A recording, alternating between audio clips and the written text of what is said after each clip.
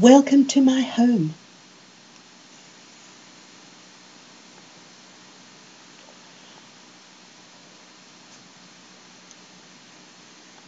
I want to talk about the Paleolithic diet. And you ask, what's that got to do with vaping? Well, it has in my mind, because when I changed from smoking to vaping, and that was miraculous, almost 50 years I smoked, and I changed effortlessly, really, to vaping. I then thought, let's get other bits of the old girl in place and spruced up, and so I went on with my husband on the Paleolithic diet. And just to remind myself what it is, it's no commercially made foods, no wheat or flour or anything that humans have grown since they've become agrarian. That is, they've started to farm. No sugar. High protein, natural things, lots of vegetables, fruit, anything that is not commercially produced, as in takeaway foods, crisps, anything that's been made in a factory. Lots of fish, lots of green salads, anything you can hunt, shoot, fish, or collect from the land. So, no Neolithic foods, but Paleolithic foods, natural things, and especially lots of meat and protein. Now, I have to say, on that diet, which we did for 4 months, all sorts of things happened. I lost weight. My husband lost weight. Our sugar dropped. My sugar became normal. I was worried that I was a diabetic. I became super energetic. I had such clear thoughts, ability to think clearly. I'd wake up in the morning very clear.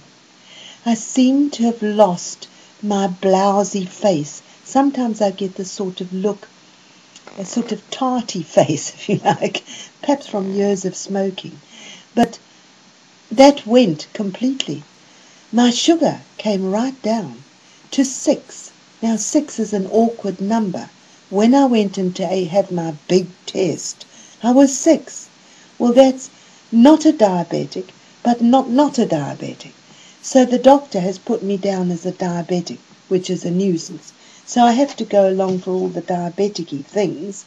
But toughies, I'm getting older and perhaps bits of me are beginning to collapse. But I do not want to be a diabetic, and I will control it with my diet. But since December, our Paleolithic diet's gone to pot. It's a mess. We've been eating so much junk and bread, and my husband's at fault.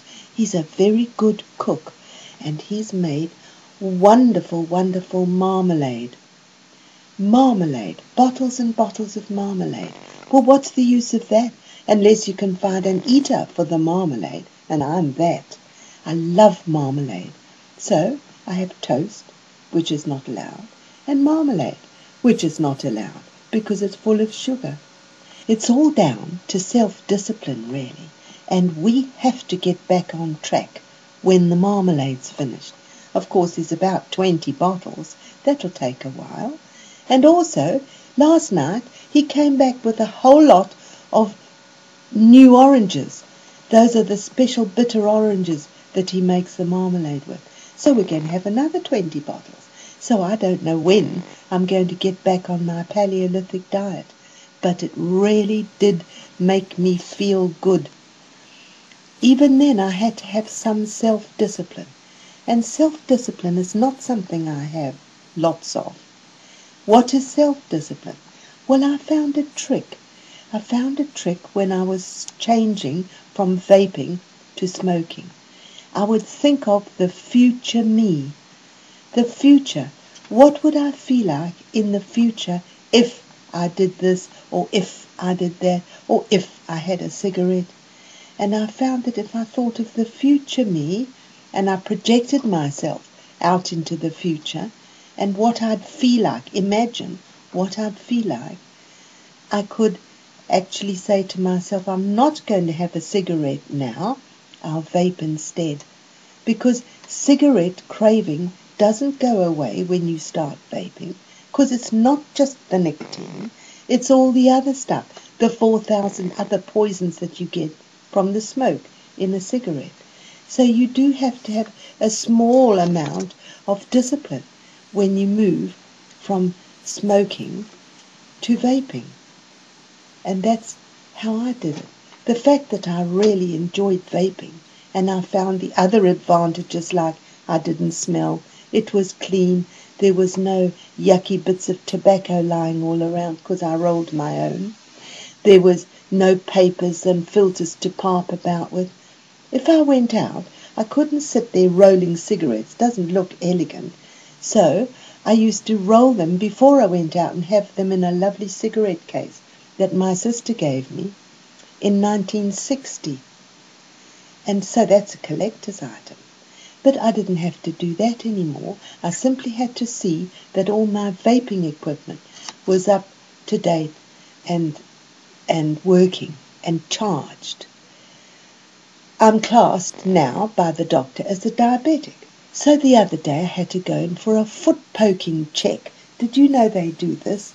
They poke your feet with a little wiry thing to see that you can still feel. Anyway, I passed that test, and I said, she asked me, are you smoking? And I said, no, I'm vaping. She looked very confused. And I said, haven't you heard of vaping? And she said, no, she hadn't heard of vaping. I said, well, I want the nicotine, because nicotine has certain protective advantages for smokers. It's not all bad, and I want the advantage of having the nicotine, which protects, and it protects me particularly because in my family there is Parkinson's disease, and it's a protector hopefully against that, or so it's reported, and Alzheimer's, which everybody's frightened of, and actually irritable bowel syndrome, and various other things. So nicotine isn't the demon that it's been made out to be. So I want the nicotine, which I'm getting from vaping, but I'm not getting the 4,000 other things which I first craved when I changed from smoking to vaping. The other day I had to give a talk in front of a whole lot of people. Well, I hate that. I'm not good. I'm okay in a classroom or with one person, but a group of people terrifies me. Anyway, it was a horrible talk, really. It was like fighting my way through thick mud. And it wasn't just me. All the presenters were struggling. It was a real clammy crowd. And the last chap who got up said, I think I'll start off with a joke. And I thought to myself, that's a fault. That's an error. Don't do it, mate. He told his joke, and not a soul laughed. It was the biggest damp squib. While this event was on, I sat at the back, vaping, near my favourite central heating unit. I sort of lolled on it. It was lovely, and I vaped. And I could vape because nobody was looking at me. I was the last person at the back of the hall. And I also got stuck into the food there. Not Paleolithic food. Lovely, crunchy, homemade biscuits with cherries in them and all sorts of other things. But there was this particular heart-shaped biscuit with cherries in it. I thought it was yummy. So I had myself a few.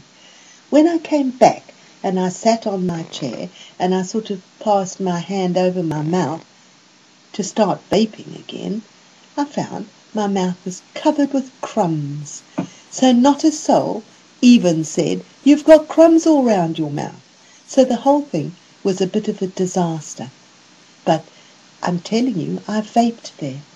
I vaped perfectly satisfactorily, and nobody knew that I was sitting at the back, vaping and feeling totally comfortable and naughty because I've broken my Paleolithic pact. Thanks for vaping with me.